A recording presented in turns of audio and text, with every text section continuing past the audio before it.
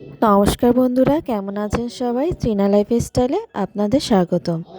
আজ কি নিয়ে আসলাম বলেন তো? মায়ের হাতের সব রান্না।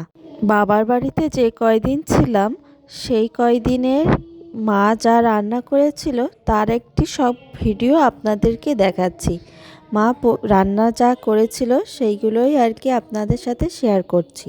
মা যখন কষা মাংসগুলো রান্না করে, কষা মাংসের সময় আমাদের আর কি দেয়। এখন মেয়ে ছেলে মেয়ে সবাই আর কি আমরা একসাথে বসে কষা মাংস খাই। আর সেই দিন সন্ধ্যায় রান্না করেছিল ভাপা পিঠা। এটা এটা মানে যখন আমরা শীতকালে গিয়েছিলাম তখনকার ভিডিও। তারপরে চর্বিতে ডাল রান্না করেছিল একদিনকে, সেইটাই শেয়ার করছি। আর এই যে মাংস রান্না করেছিল, মায়ের হাতের কষা মাংস কিন্তু খুব ভালো লাগে খেতে। আর এই যে ট্যাংরা মাছ ধনেপাতা দিয়ে বেগুন দিয়ে রান্না করেছে।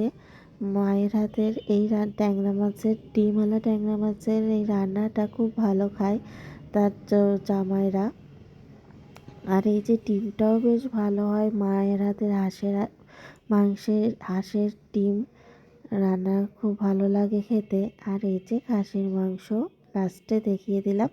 আসলে মায়ের হাতের সব রান্না একসাথে আর কি আপনাদের সাথে শেয়ার করলাম।